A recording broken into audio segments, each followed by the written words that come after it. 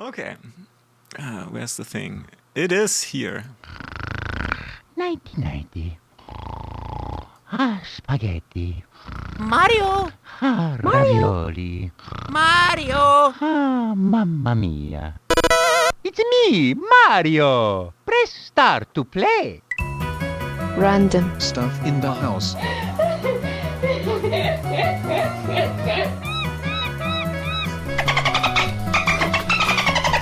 WTF, why the face? Let's go adventure. PB Random Ramble. Wow. Already number 6. Wow. Laughing out loud.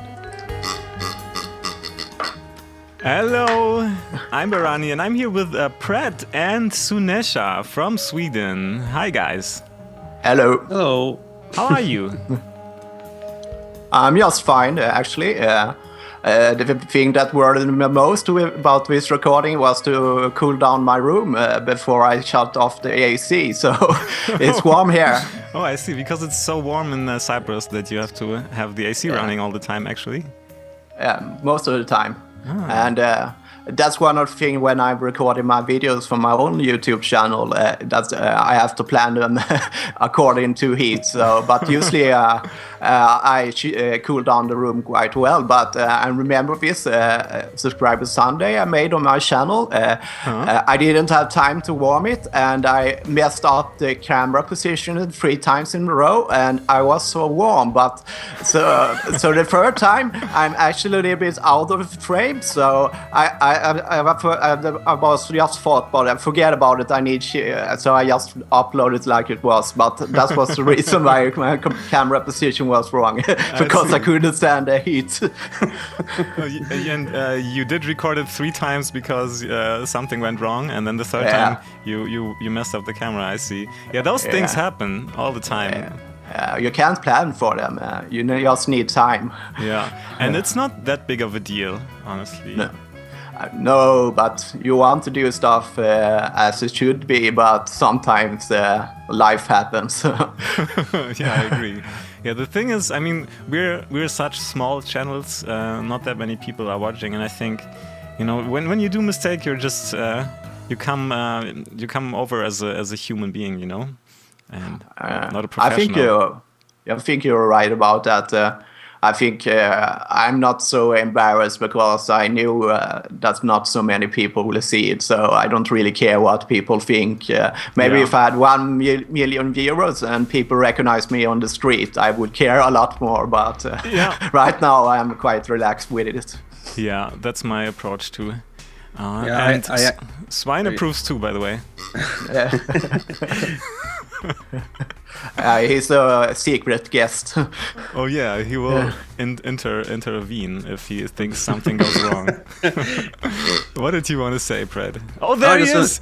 Hello, Swine. Oh, how's it going? Do it again. Oh, he's with us. It's just it's 2 swines communicating. They are on the internet now, so yeah, definitely. So let us let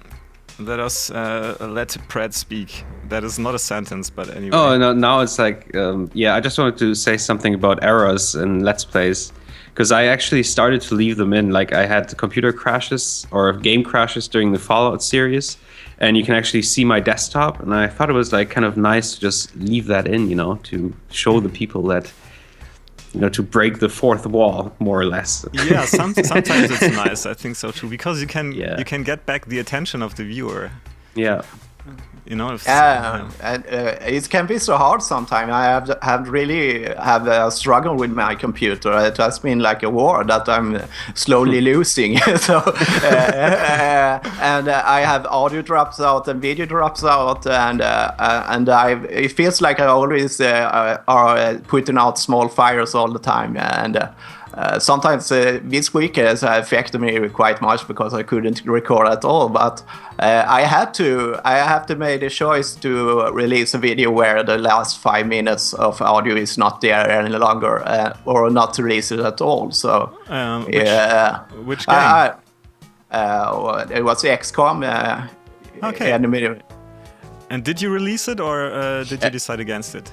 I released it because I'm playing on Iron Man, so I have no choice. Otherwise, I can cut it out. But I think as it was just a small part, but even if I have lost all the audio, I will put it up just for the continuity of the series. I have a couple of subscribers that are following the series, so it's important for them, even when I'm not commentating, to see what happens with their soldiers. Definitely, in that game. But you could have added like post commentary, because right? I mean, that's what I do sometimes when I get the audio messed up. Like for one part, I just do post commentary in Premiere. Yeah. Oh, now I feel really stupid. Why did I do that?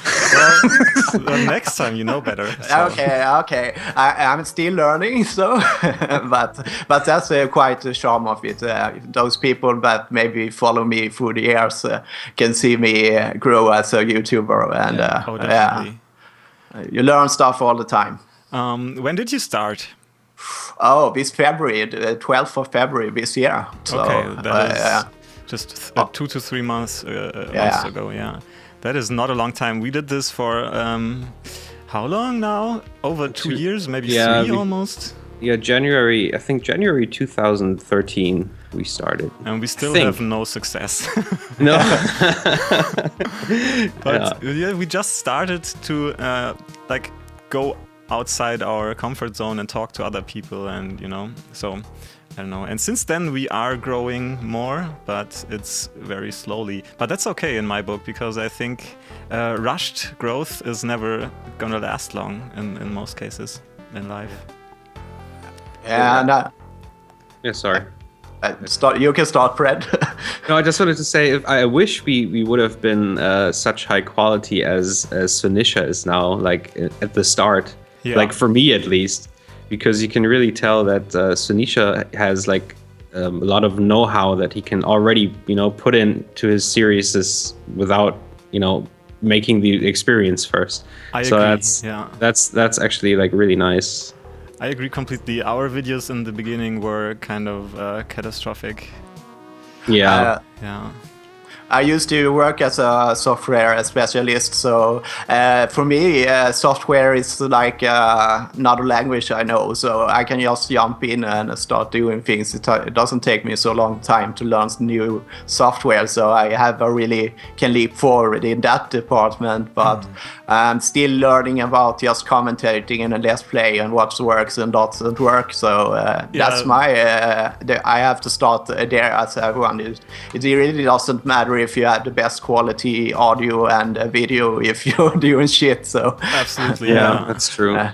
Yeah, it doesn't mean anything if your mic sounds super great if you have nothing to say, or I don't know how to commentate over something. That's absolutely true. But you're doing a great job, I think, and I took very long to get to a point where I think it is okay what I put out, but I still don't even know if it's good or bad or anything, It's hard to say, I think, for yourself if what you do is any good or not. I have some experience with normal radio, and also I used to, as a software specialist or audio specialist, product specialist is the real name for it, but you often have to talk with a crowd of people in front of you, so I'm quite comfortable to comment and do commentary, because even the only thing that are holding me back right now, and it's starting to get loose again, is my language skill in English is starting to get back. I can almost be fluent now, but that was the biggest obstacle for me, as I had to think about what words I was going to use, and when you're thinking you can't speak, so so that was the hardest part, but I'm thinking I'm getting there language-wise. I'm almost back, so. And you guys have perfect English. I almost thought, especially Fred. Fred has this American accent. I thought maybe he was an American foreigner, or like a guy that moved to America or something. First, when I heard him. I think so too. His accent is very North American native speaker accent. I think so too. It's because he was in an American school, I think. Yeah, I learned English when I was 9 years old. We were like in the States for 1 year in Alabama. And then we came back, and then I went to Norway, and I went to an American school there, and that's probably where I got this pseudo accents. Yeah, probably. Yeah, but I guess. Still, even you had to. You made a big advancement in your English, I think, over the. You think so? Over the time, yeah. I can tell. Not in it's your like, accent, but in your, fluidity of speaking. Yeah. It's like Sunesha said. It's really weird to speak what you're thinking at the moment. To find the right words, to find the right sentence structure. Yeah. I think that's just like one of the most difficult things for people who are not native speakers. Yeah. For me. And then when you get lost, you trip over yourself and you think, oh no, it's embarrassing that I can't finish the sentence. And that makes you even more nervous. Yeah. And makes it even harder to finish the sentence. And it's like a bad feedback loop. Yeah. My experience with English was quite strange. I worked on an international company, and English was our main language to communicate between the different colleagues and stuff. But everyone had this as a second language. We only had one native speaker, so it was very strange because I don't know my accent. I think it's a mix about everything because it was Dutch people, German people, and Belgian people, and Finnish and Danish people. Yeah. The cool side note is not important, but we had this Danish guy, and he sounded just like Terminator. Oh, I love it. Awesome. I remember that I put my phone. Oh, please do my voice message box and do it in like Terminator. So he did a Terminator voice message box for me, and that was just a fun thing. He really catched that Arnold Schwarzenegger accent. It sounded like that at least. I think I might even have an Arnie sample here somewhere. Look, yeah, I have. I'm Arnold Schwarzenegger. Firmly devoted to my favorite body part, the ass. Do any of you know the video where he is in Brazil as a young bodybuilder? I thought I saw that documentary for a long time ago, but I don't remember much. It's really creepy. He's really touchy with the Brazilian dancers and talking about his favorite body part, the ass, and he's dancing in a weird way with the ladies. It's really creepy. I just remember that he seems like a very funny guy. The only thing I remember about that documentary was when he fooled. He told about that he fooled an Italian bodybuilder that he should scream on the scene while he was doing his posing, and he said that he do that all the time. So this Italian guy went up to the scene and started posing and showing off his muscle and screaming at the top of his lungs. So they removed him from the scene, and I don't know if it's true, but it was a very funny story, at least. Yeah, definitely. I had a weird feeling talking about English as a second language. Not a weird feeling, a weird thing that happened to me yesterday. I was riding my bike, and I was cut by like two other cyclists who just cut onto the bike lane without looking. And they more or less they pushed me to the side, and I got angry, and I wanted to say them, you have to look before you like drive or ride into oncoming traffic, and I said it in English, and I don't know why. Oh, that's weird. Yeah, it's like when I get angry, I'm starting to talk in English. I do that too. I swear in English all the time. So much nicer. I say thanks in English very often because that was like kind of reflex. I just say thanks, even that in Sweden. But just because I used it so much on the work, so it was natural. That was one of the few words that I really said without thinking. So yeah. I use that word much too. Today my English is not so good because I'm a little nervous again because we have you on. Okay. I think it's fine. Oh, you think so? That is good to hear. Yeah. You only sound strange in your own head. So. Yeah, that's given state at any time, definitely. Yeah. That's one of the things for everyone that has experience with audio recording. To hear your own voice for the first time can be a quite shocking experience. I don't feel most people won't like it because I read about it. It's something about your sound travel through your jawbone up to your ears, so you sound a lot more bassy. So when you hear your voice without that resonance in your head, you sound very thin and. You sound not as cool, not as manly. Yeah. So I heard that exact thing too. That you have to, that you sound differently in your own head because of your, as you said, because of the structure of your head as a resonance body, and then when you recorded but you get used to your own voice on a recording pretty quickly. Also, I think it took me like I don't know, maybe a week or two of Let's Playing, and then I was pretty used to it. Yeah, it's just getting used to it. So when you accept that you don't sound like you think you do, then it's all right. Yeah, exactly. So you guys want to talk? You probably want to talk about Star Trek, right? As I always want to on this show. Did you see that that Good Old Games put 3 old school retro Star Trek games on their store? No.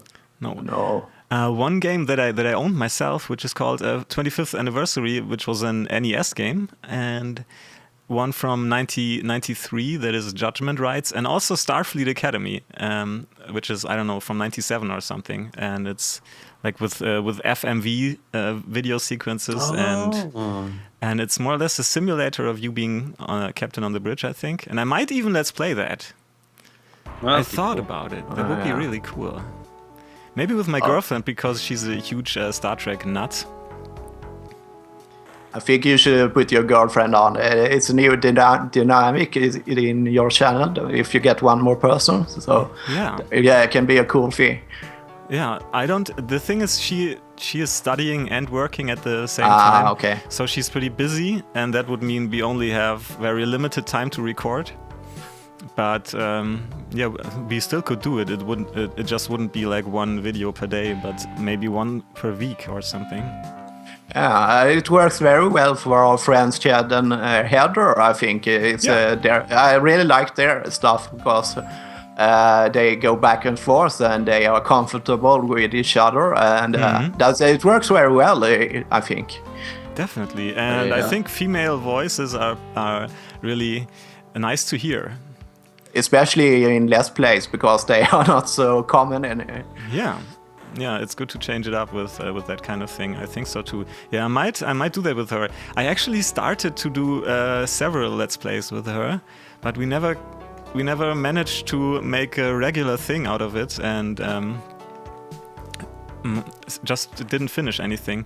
But we have like two hours of recording of Myst, the game, and we might finish it at some point. I don't know. Yeah, I would like to do that. Maybe I don't even remember Myst. I remember I played it, but I don't remember anything from it. I never played it as a kid, but she did, and she didn't remember anything too. So all the puzzles were pretty hard and new for us, and but it still was fun. That we kind of if you start to do a thing and then you don't do it in the next 2 weeks again, you get out of the habit of doing it, and it's hard to get back in, I think, sometimes. It definitely depends on the game. Also, some games are more complicated than others. So I just saw that my first episode I did on XCOM just after not playing the game for 5 days was I was completely out of sync and almost ended up with a catastrophe. But it worked at least. But it was strange because usually I play those games quite. Intense. I do 3 a week, but otherwise I lose the touch or something. But it's So I think now other games can be easier. If, for example, I started Child of Light. That is quite an easy, laid-back game. So you can probably do that a lot less than other games. I saw the introduction to your Child of Light Let's Play, and I always wanted to play the game myself, which is why I haven't watched the first part. But maybe I'm not going to play it, but watch your Let's Play. I don't know yet. Or maybe I do both. That might be a possibility too. I think in the digital age, people have become hoarders, all of them. Everyone is downloading everything. And I think that's one of the things you get to hold yourself back, because with music, movies, and games, you just hoard them, but you never actually experience them. So you buy a lot of things, but you have no time to experience it. And I try to stay out of that trap, at least. Well, I have over 300 Steam games, so I'm totally addicted to buying games, yeah. I have a problem with that. Sunesha, I have a question. Do you still play games without Let's Playing them? Yes, I do quite much. I usually play games when I have nothing to do. So, for example, for now, when I'm rendering the videos on my computer, I usually play. After all, I'm using the console, so I'm not recording with a PC and playing at the same time. So I have time to play, and I usually play some game at the side. But I can say after I started with YouTube channel, my own gaming time, me personally, without recording it, has become a lot less, because much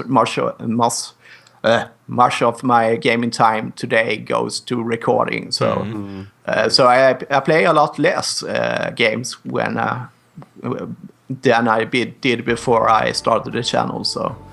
You said on Twitter that you sometimes put 3 to 4 hours a day of work into your videos, which is a lot.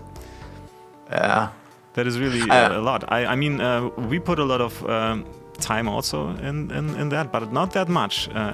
I wish I could put that much time in it, but it really depends on what kind of video I'm recording. I try to separate my videos. The Let's Play videos is more that's Let's Play and commentary.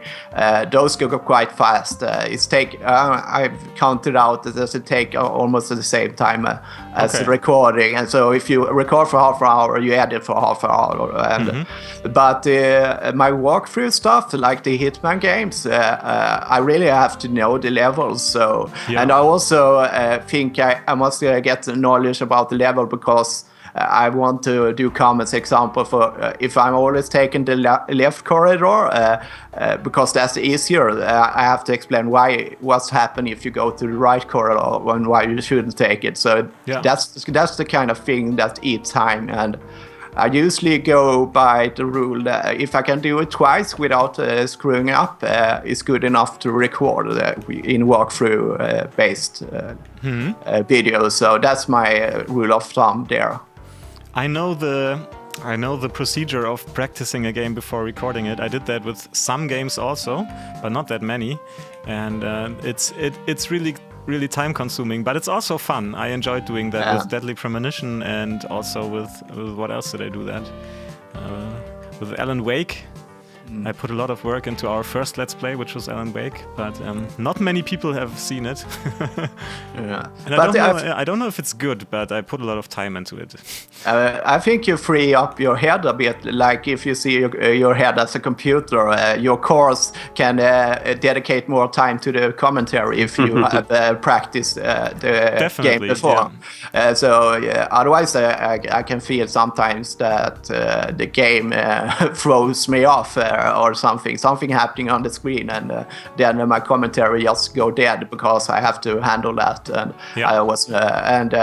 if I practice, but I don't really know. But sometimes blind playing is more fun, because people can see you react for the first time at a thing, and that reaction is always lost after I've done it one time. And I think I can't decide what's best, but me neither. I think both is good. You know, sometimes I feel more like one, and sometimes I feel like more like the other. So I switch it up.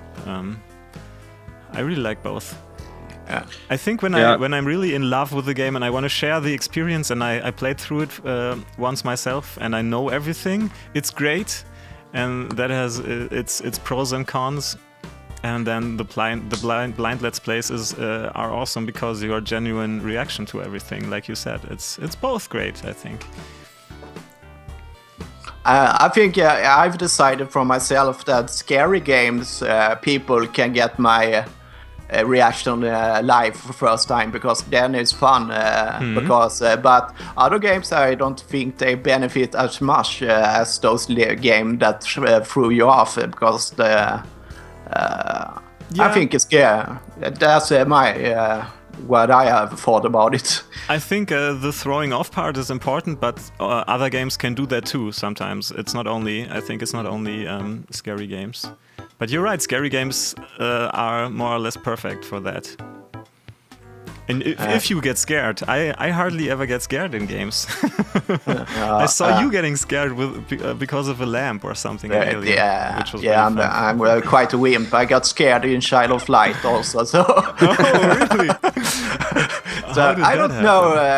I don't know. My brain is very hooked up to the games in way. It's no other media that can probe such feelings like games for me. I'm really hooked up to the game. So otherwise, I'm not a scared person in real life. I have done a lot of scary shit. I have jumped parachutes and everything, and bungee jumps and something. That doesn't scare me. But the games, I get into them, and so I really, I don't know why, but probably that's one of the reasons I really like games, because they take all my attention from everything else. So probably when you're that immersed, it's a great experience, and you're fully in there. I like that. I think it's because we don't have that much excitement in our daily lives anymore. You know, it's basically we are meant to have adrenaline rush and get scared because of tigers in the rainforest and stuff. And now we don't have that anymore, so we have to replicate it somehow. And that's why or maybe one part, which is the reason why we play games. I think we humans always want to experience stories and scares. I can really think my caveman people, they sat in their caves and told about scary hunts and things for the children. And they didn't have computers, radio, and TV, so they probably had stories when the night was coming and there was not much to do. I think they just told the same stories over and over again. Yes. Exactly, which is basically probably leads to the same things in the brain, or the same feelings and emotions. Yeah, I think so too. One thing came to mind when I talked about Deadly Premonition. You have Xbox Live Gold, right? Yes. And did you see the game D4 on the Xbox One? I've seen it, but I never really know what that game is about. So okay, because it's from the developer of Deadly Premonition. He's called Swery65, and I saw about that game when I was playing Deadly Premonition, and I totally forgot about it. And I saw an article that it is coming to PC very soon. And it's originally a game that you are supposed to control with the Kinect sensor. On the Xbox One, and it's like a Telltale adventure game, an episodic adventure game, but it's much more weird. Yeah, I never really got into those live control things or spoken commander, and I don't really. I'm thinking I'm getting too old or something, but I don't want to jump in front of my TV or anything. Yeah, I understand that. Well, you do when you record Sunesha's Subscriber Sunday, right?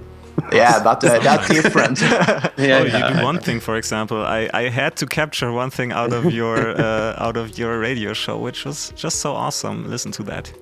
And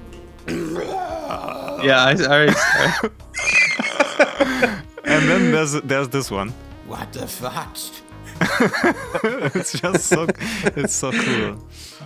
I went with the flow there. After all, I could have decided to be embarrassed about it or just go with it. So I went with it.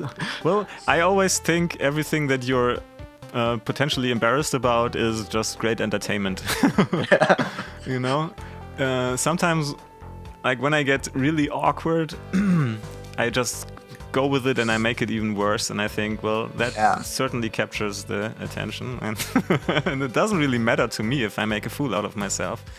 No, I think people think too much what other people think because the reality of things, most people doesn't care if you have a hole in your pants or something. Yes, most people only care about themselves and the hole in their pants, and they don't even recognize the hole in your pants because they are so obsessed with themselves. Yeah, I agree. That is one thing that I learned when I got 30. I wish I would have known it earlier. Yeah, me too. I often imagine how it would feel like to be a teenager again. The only thing I think that I would be tired of all other teenagers. Yeah, that's right. Yeah, but I'm glad that I'm not 20 anymore because that was a hard time for me. I had a really bunch of problems, and I think I have it way more under control now because I learned so much about myself and the people around me. I don't want to sound like a wise guy, but you know, you get more relaxed when you get older, which is a good thing. I think it's about starting to accept yourself with all the flaws, and and then when you do that, it's not a problem any longer. Most problem is as big as you make them. So that's my angle on that. That's perfect. I think when I listen to your radio show or your Subscriber Sunday stuff, when you get into those life lesson mode. I really love what you say always. You have these small sentences that are just pure life hack tips, gold. I don't know how to say it. I really like that. I really like your stuff because I think you're an extremely interesting person. That's very nice to hear. I can say clockwise. It's very fun to listen to you guys. So. Oh, thanks. I actually found out about the what do you call it? Random Ramble. Mm-hmm. Yeah, it's a stupid name. I'm sorry. Yeah, I found out quite late. I just bumped into it when I didn't have any try movie to see. So so I found it a little bit late there, but I never thought about using YouTube as audio-based media, and that's why I started the Swine Radio, because it was quite relaxing not to care about all the gaming stuff and stuff. You just speak, and that I really like that format. It's then it's cool to try out new things also. So definitely, I think the audio format is magic. It's way more magic than video in some way. I'm obsessed with audiobooks and podcasts and stuff. I'm way more into audio and music, most of all, of course. I really think audio is magic. I wish there was like a platform for podcasts like YouTube, you know, where you can just host for free. Hmm. Because that's the only thing I don't like about like podcasting, because you like need your own web space, you know, to get the RSS feed for like the iTunes search and stuff like that. So I wish there was like an easier way, like the barrier of making your own podcast, like downloadable podcasts, would be a little lower. Yeah. Because as Chad said, you know, he likes to listen to those audio podcasts on YouTube, like during work, like with his phone, and it kind of sucks because you can't really turn off the screen while listening, and of course the battery drains like really fast. Oh yeah, I can imagine that. And your broadband internet bandwidth is slowly drained also. Yeah, and you can't like download it at home, right, and then take it somewhere else where you don't have internet and then listen to. I think SoundCloud has started some kind of free podcast service thing with RSS feed and everything included, but I don't know how much you can upload to that. We looked into that like last year, and most services just offer something like 30 minutes a week or something. Like these restrictions are really common, so I don't know how it is with SoundCloud now. That is a really new service. We have to maybe read up on that. Yeah. It's a little bit strange because audio, if you see it like storage space, audio is so small compared to video. So it shouldn't be a real problem to do it, actually. So I don't. It's strange. I'm not so into radio shows myself. Even that for 10 years ago, I had a little show in my town where I lived in Sweden, but I never listened to radio so much myself. When I was younger, but then I'm more a book guy, actually. I read a lot. I think I'm on 40 books this year, so I read a lot. So a year, okay. Yeah. This year or this year? Oh wow, the year is not even half gone.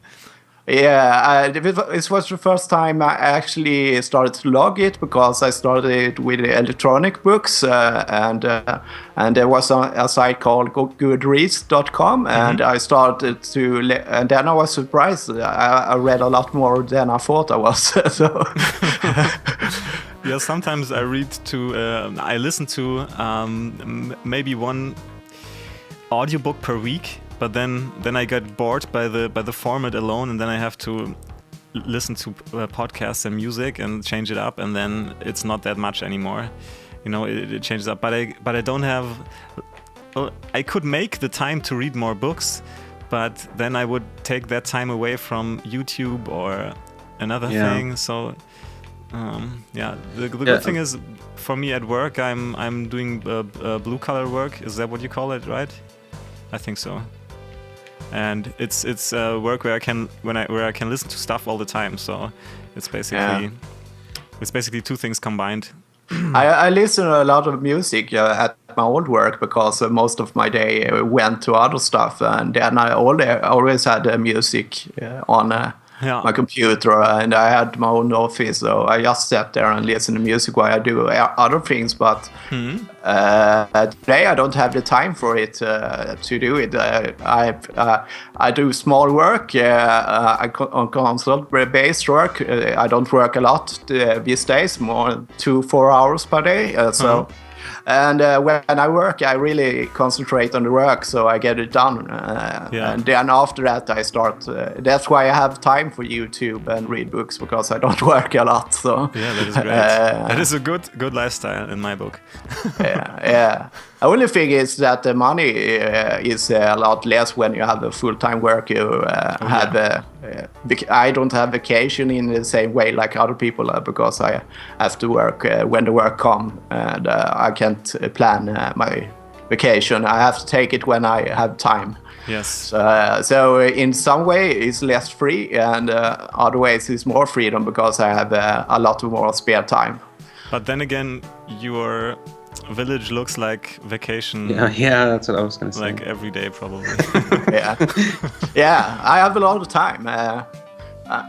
But I think time management is very important today, because we have a lot less time. I actually had a friend. He has a good work. He's a doctor.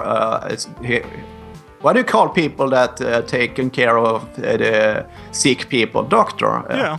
Yeah, doctor. And he decided to work only 2 weeks per month. On those 2 weeks, we took all the extra time for those emergencies. So he works very hard for 2 weeks and are free for 2 weeks. After he done that, he's very happy with his life. And the money is just a little bit less, but he had a choice to do it. And I thought it was a great choice by him, because most people in his position with that kind of education will take the money before the time, and he choose time.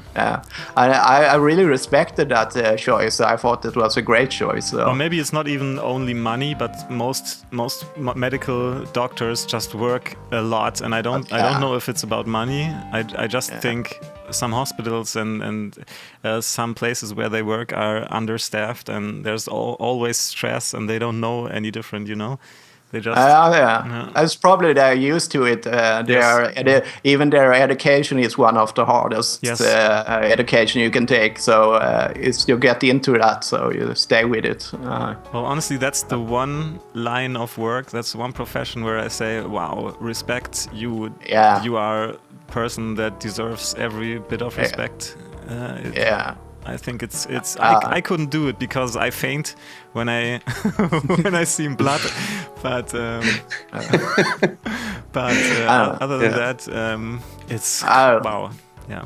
I think about those people I know from his friend, from his work, the ambulance people. They are real heroes. They go into situations most people avoid, and they can meet violent people. They can meet suicidal people. They never really know what they get, and they still go to work and help people out. And I think that must be a very taxing work some days to do that. So.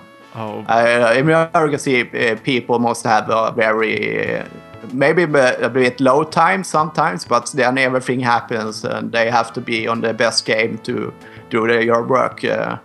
Otherwise, we other people we can make up for our mistakes, but they don't have time for it. So And a mistake as a medical doctor in a surgery or something is like is a mistake that you have to like live with. It's hard, but everyone makes mistakes, you know. It's you can't have a hangover if you're gonna. That's a good bad combination. Yeah, definitely. Well, but I think that's good for him that he manages to only work 2 weeks and then takes off. I think that's a good thing to do for yourself.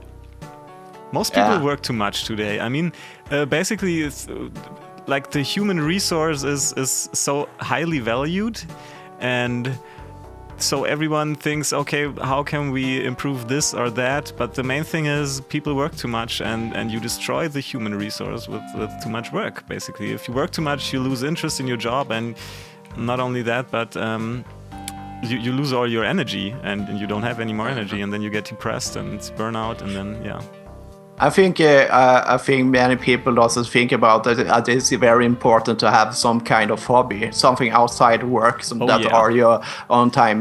Many people doesn't value that enough, because if you don't have something to do after a hard day, you only put on the television and you think how miserable your life is, instead of wanted to go home and do your stuff. Instead of want to go home to rest, you really want to do something when you come home, if it's painting or games or anything. I think that's very important for people to have something out that are their own personal thing. Like an account to make balance in their lives, like you said. Balance is important. Definitely. I think you're absolutely right. So what's the name of your swine? Okay. It's actually my nephew's swine. He had it a long time. We call him Mayor Swine. Mayor as a military rank, because he is the boss of all the animals when he was little. So, so he was Mayor Swine. That is pretty funny. Well, it looks like like it's just a porcelain swine, but you can press it and it makes the great sound. Right? Sound is so funny, so it's quite easy to understand why he was so popular a toy. So yeah, definitely. And I just heard you say on one of your videos that you don't want your viewers to have any ads ever. Yeah, I like that. We didn't put ads on our video for the first 2 years maybe, and we just recently did, because we thought, well, maybe YouTube or let's say Google is interested in putting monetized videos up higher on the search rankings, you know, because they make money with it potentially. And we thought that would be like maybe one thing that could push your videos. I never saw one video like that went viral without an ad. But that might just all be, I don't know, in my head. I think the people were smart about it and made it monetized when it went viral, because then it was money there. But I don't think from the beginning that I thought about it a lot, because it would be nice with extra money, but it's silly because I think for being viable to get real money, you must have like 10,000 subscribers, and if it's gonna be some money that's gonna make a difference in your life. Otherwise, it's just silly money. Like I can pay to get rid of that for that money. So yeah, I kind of agree. You need 1,000 views for $1. Yeah, okay. If it's so little, you got to be really big then. Yeah. So I just found something in Spelunky that is pretty cool. I found the black market. probably going to die in there, and I don't have that much money, but it's really hard to find that by accident.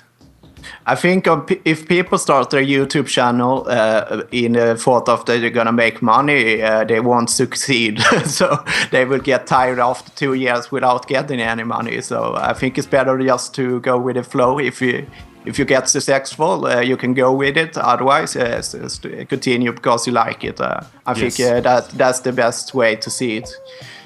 That's like the typical starting a Let's Play channel sickness, I like to call it, right? Because people see like Markiplier and PewDiePie or other smaller, bigger channels, and they're like, oh, okay, this is so easy, and I'm a funny guy, so I'll just create my own channel and become successful and maybe earn, my living with that. And it's not going to happen. Like most of the time, 99%, it's not going to happen. You're going to fight for being successful. And if you're only in it for like the success, you will lose interest like really fast. I think you can compare a professional YouTuber with a professional musician. They are the same ratio, I think. To get money from music, you have to be extra special, have extra good contacts, and I think it's the same if you can get, for example, I don't forget the name, PewDiePie or what it's called. PewDiePie. If you get him to say. That is a way better name than his, I think. If you can get him to say, if he says your channel is cool, if you can get him to say, look at that channel, then you have a starting place. But it's not 2006 any longer, and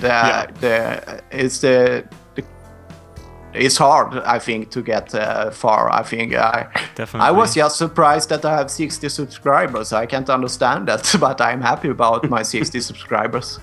Yeah, and that is probably the best way to approach that thing. Be really happy with every subscriber and everything that you get. I try to think like my subscribers. If I have a party and I invite everybody, it's quite a big party. So, and that's how I see it. It's real people behind those views. So I'm happy just that people spend time with my content. So and then I remember. Sorry, I remember like my Fallout 1 series, and like only like 2 or 3 people like posted on the last video something like, oh, I really enjoyed the series. And I think that's like one of the most greatest things that could actually happen. I mean, there's this random guy I don't know, and he watched me playing through a game and he had a good time. So even if it's only 3 people, that's like the whole world to me. So I don't need like 1,000 people. I have my XCon series, and I have a guy from Germany, and he leaves a comments with every video I make, and I can continue making just for him because I know he will watch it, and it's fun because he has been there from the beginning, and it's worth it. Maybe I won't want to make money on it, but I give entertainment to some people at least. And he spends 1.5 hours on my videos per week, and that's excellent, I think. And that's fun enough for me. It's like playing with friends. Yeah. Yeah. So now I feel bad because I still haven't caught up with the last 2 XCOM parts. Oh, but I release 3 videos a week, so it can be hard to follow it if you have little time. Yeah, this week was really short on time, so I'm sorry. I will come back to it because I really enjoy that series, even though I have a weird haircut. But you probably changed it by now, right? Yeah, I've changed it. You have a parrot and sunglasses now, so you look more. So just like in real life. Sorry. The funny thing is that some people will get angry at you if they are XCOM fans because I gave you the classic XCOM haircut. So. So you just dissed the classic XCOM by not saying that. But I don't. And that's the good thing. I have a small channel, so not many people will be angry at you. So if it was a big channel, some people will really get, people on the internet. They can go off on the room. I don't understand people. Things, yeah, definitely. Who does understand people on the internet? I don't. I think that's one positive thing when you're a small channel, that you don't have to deal with the huge influx of just trolls and weird people. Because those people that does those things that are trolling, if they don't have an audience to troll, they won't do it because they are wasting their time. So they go to the bigger channels where they get more exposure, so they can troll there. For example, you're gonna troll my XCOM series, or it's like 4 views when it's uploaded. It's like 4 people. It's not worth the time to troll it. Yeah. Yeah, that is one good thing. I think it's cool if you approach the thing like you do. I'm so happy about 50 subscribers, about 1,000 views. I really like that sentiment. I think it's totally sympathetic and totally cool, because then you think, or not only think, but then you have like a real connection with every small incremental thing. I try to have that also, but sometimes I get confused that not more people leave comments, because I know some people are watching these videos and never leave a comment. That is like a thing that I think is a little sad. I don't know. As me as a content maker, has changed how I view videos, because every video I see, I leave a comment because I know how much it means to get a comment, even if it's just hi or something. It was interesting. Jesse Underdog, he asked me on my subscriber show how many people I would have if I could choose, and I told them 300, because then I can handle the people, because I will know every people by their name. And if you get really big, you lose connection with your viewers, I think, because you have so many. For example, Angry Osho, I see when he uploads a video, it's like 300 comments in a half an hour. So how can he manage to have any personal contact with any viewer? So that's what you lose if you get big. But after all, probably he doesn't make good living on it. So that's another view of it. But for me, it's always going to be a hobby, so I want feedback that matters from people I can recognize. So that's the thing for me, at least. Brad, we talked about your 300 subscribers comment, because you said something like 20% of the subscribers would participate with comments, and we were saying, well, that would be a good number. You know, we think it's probably less people that really participate. Yeah, I mean, our statistics, I think, are like 5% of this. Are like 5% of our subscribe. No, our views. No, what am I gonna say? Are like our number of views, like per month. Only 5% of those views are from our subscribers. Okay, for me, 60% subscriber views. But subscriber-wise, haven't grown for a month. Not 1 subscribers, but I think I have subscribers that view my stuff. So I'm happy about that. I get my walkthroughs get some traffic outside because I link them from other sites, and those kind of viewers are rarely, I think, subscribers, because they come there for getting information. When they get the information, they leave. So it's Let's Play is then you have to. I think if you're watching on Let's Play and watching a couple of them and you like them, you subscribe and continue to watch maybe other Let's Play from that person. But if you are after, for example, a collectible run or something, you just watch it and leave.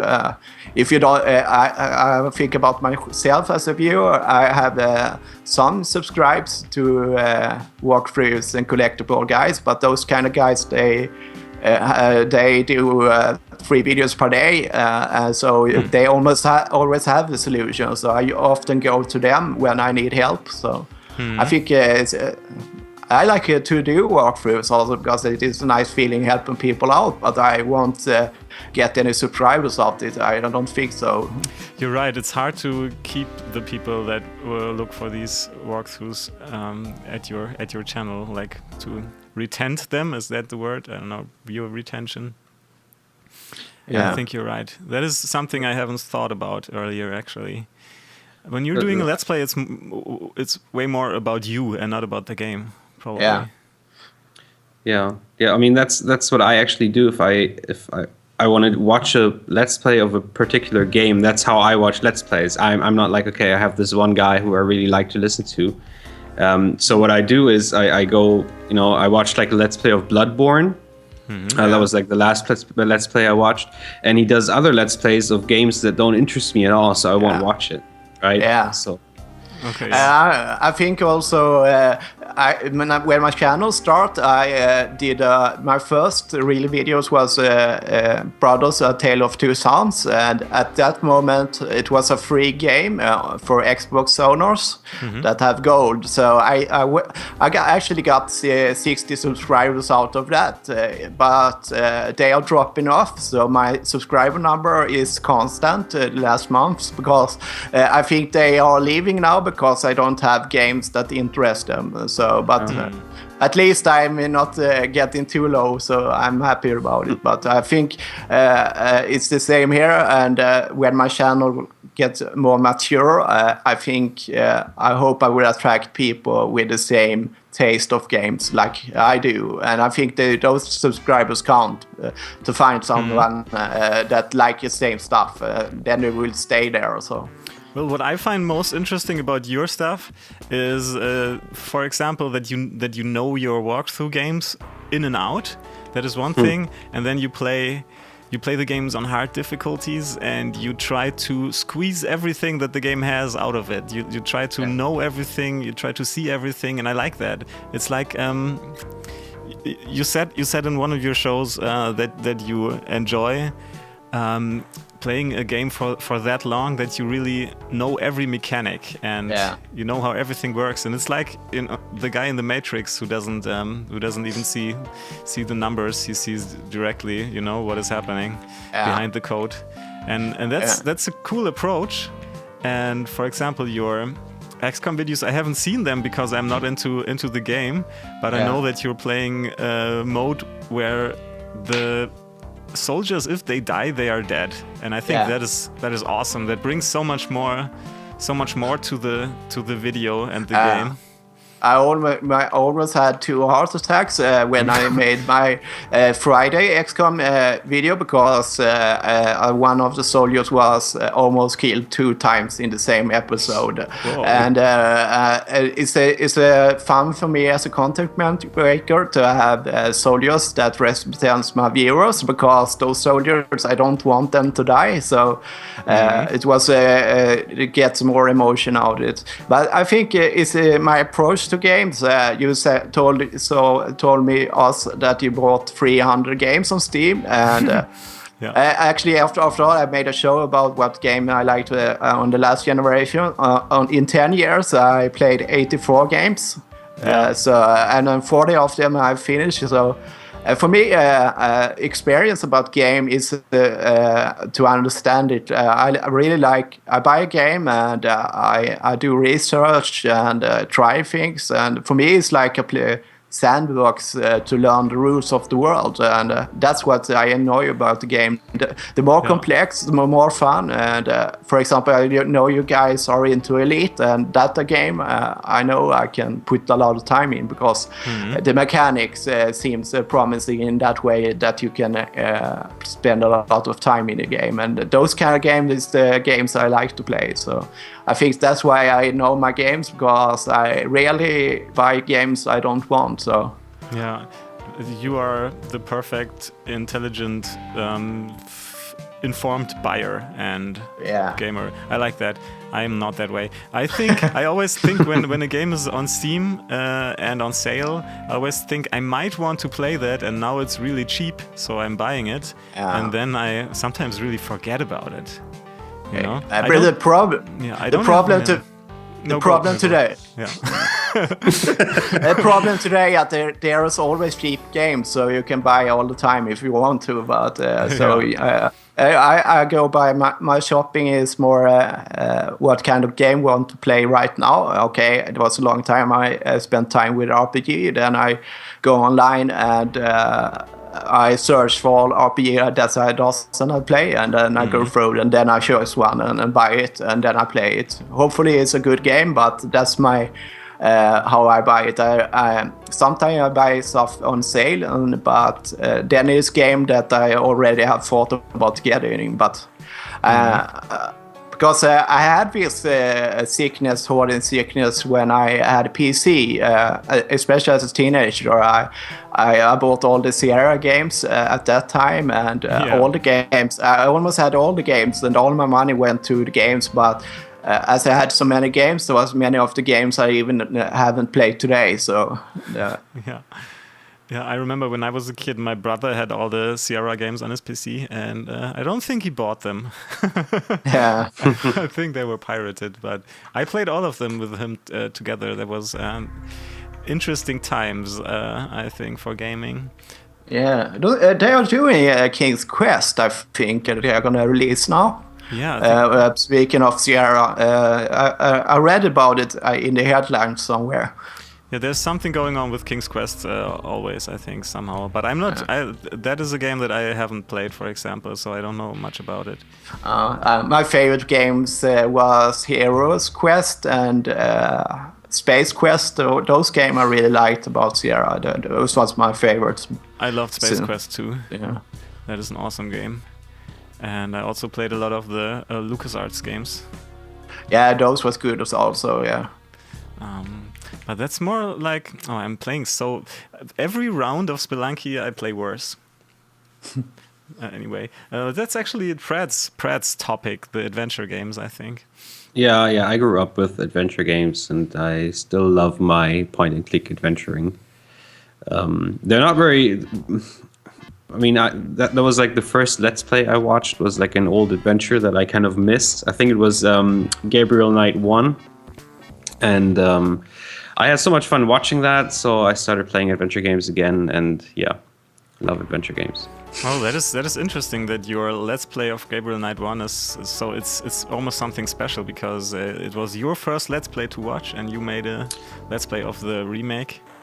Yeah, it is kind of special, but I don't have any emotional feelings towards that, so... Okay. Well, I think what we should do to not make this thing too long is maybe, I don't know, talk for as long as this Spelunky round takes. Okay. That would be an option. Yeah. It's kind of funny that we had so much topics you wanted to talk about, and then we just started talking and didn't really talk about one of those topics. Yeah.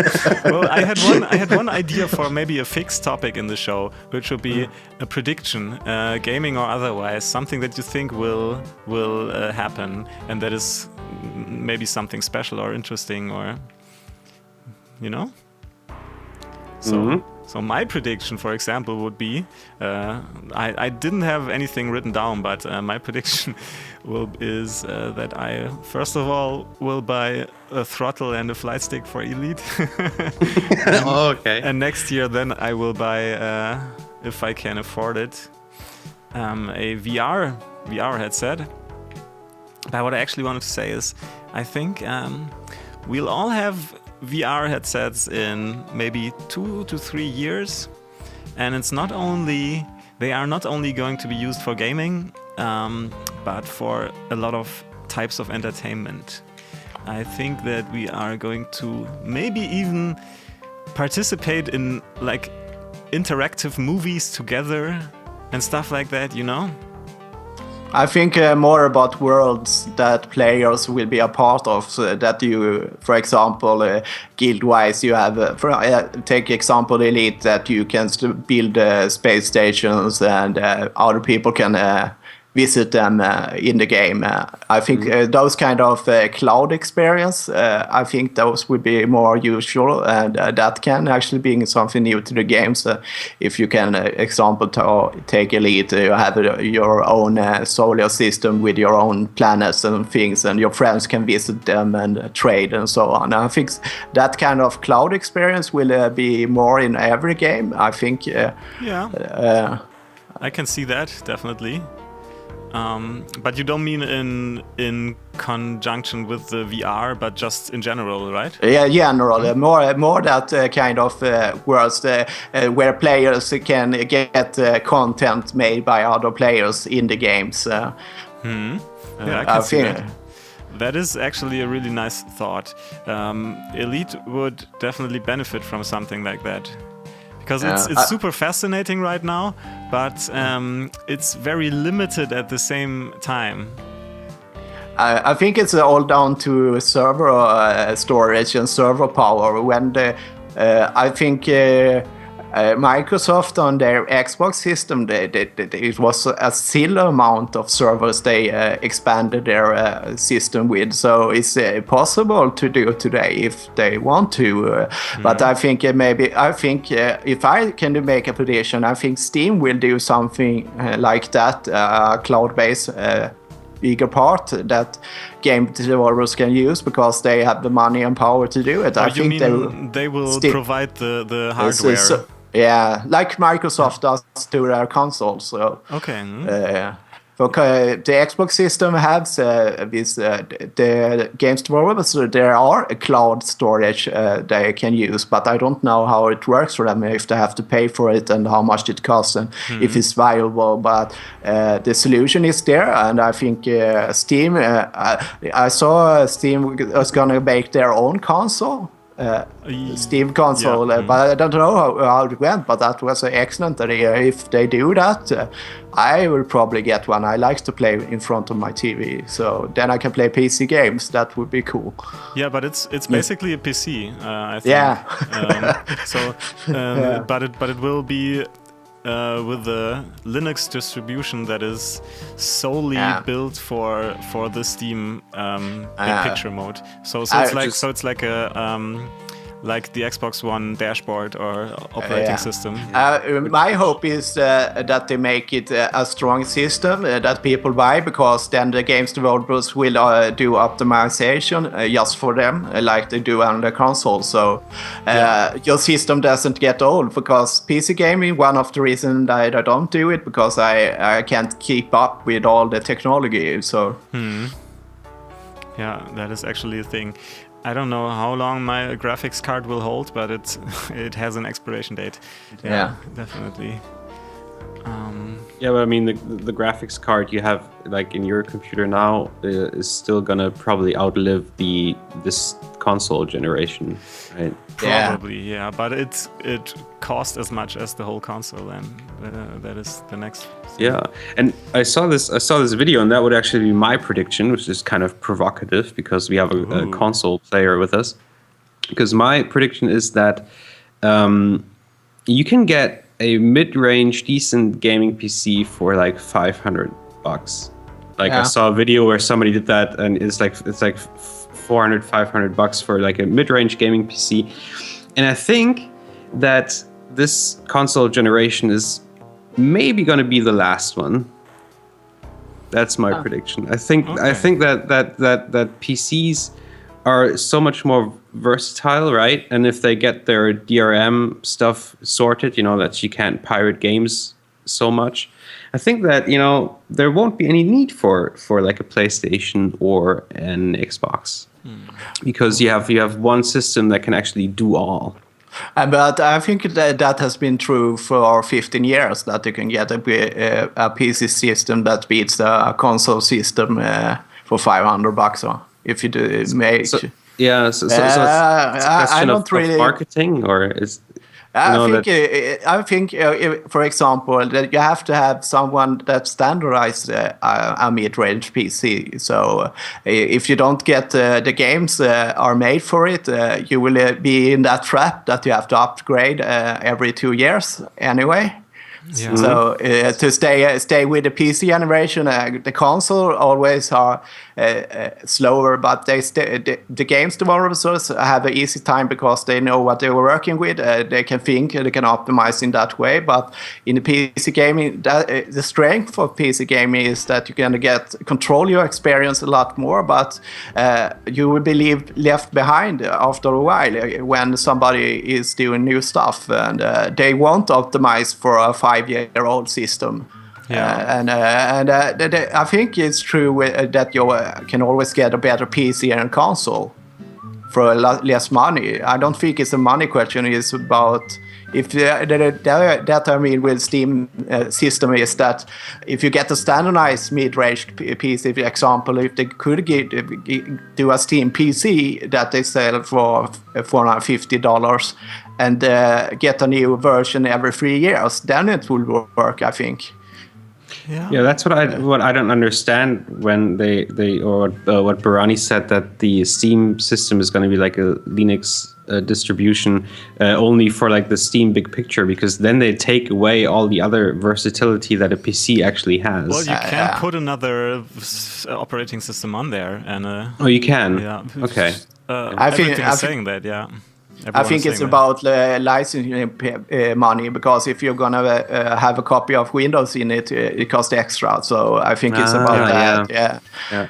It's like servers today. Everybody uses Linux because Windows Server software costs around $800. So it starts to get big money if you have 1,000 of servers. So it's about money, I think. Yeah. First of all, that, and additionally, they know how to make games for that operating system, because it's their own their own thing. If Windows 10 comes around and they are not happy, the Steam people are not happy with Windows 10, what can they do? But they can control completely what is going on with the Windows. And you, as an indie guy, you can actually do optimized version just for the Steam PC and maybe get extra customers just by advertising that. And I think standardization is always a good way, but it's not the optimal way. Yeah. It's not the optimal way, because if the optimal way is you control all your system and build it every time, but it's not. It's hard to. I've worked with software, and the hardest part is always to find the smallest common machine, where you must set the bar for the software or the game. Okay, we want this to run on this. I can see like the PC version and DirectX 11 requirement on games will kill some of the PC users because they don't have a graphic card. And if you can have a more standardization, that way you can continue to make games for that. And that's why console works, I think, because they are always the same. Not the best, but as a games developer, you always know what you have a customer base that are big, and everyone is using the same system, so you can make the game and optimize it for that experience. And I think that's why console is successful and not PC standard. I think a PC user, he is always striving to have the best graphics. He is always on the edge, and a PC gamer, he wants the best stuff he can buy for his money. And I think that's why PC are very good for those people, because you can always upgrade your system. Yeah, but I think in the end, it's like you said in one of your videos, it's all about the game and how much fun you have with it, and that is not a thing that is dependent on graphics or platform or anything. It's just what fits you most. In your case, you want to play with your nephew, so you of course get the same system as him, and that's the best justification for any buy that you can make, I think. I look at Nintendo Wii. It's a quite weak machine, but it's a very fun one to use anyway. But yeah, so it's you buy Nintendo for the games, not the system. So I think so too. Yeah. So I died a couple of minutes ago. We want to say goodbye, but it was great, by the way. Yeah. We might need to have you on again, because it seems to me that you have way more to say still. I always have opinions, so if you need opinions, I have them. That's awesome. I have opinions too, and Swine has opinions too. Where is he? Where is Swine? Oh, there he is. Wait. Oh no! I stopped the song and it's way too quiet. Okay, so it was a blast. Thanks for being on, Sunesha. It was fun. I don't regret it. So I can be, if you need me, I'm just somewhere on the internet. So just give me a call. That is awesome. We will call you at one time when you don't. At one night. Yeah. When you don't see it coming, we will be on the line. Okay. See you again next time in the next Ramble thing. Bye-bye. Bye-bye. Bye.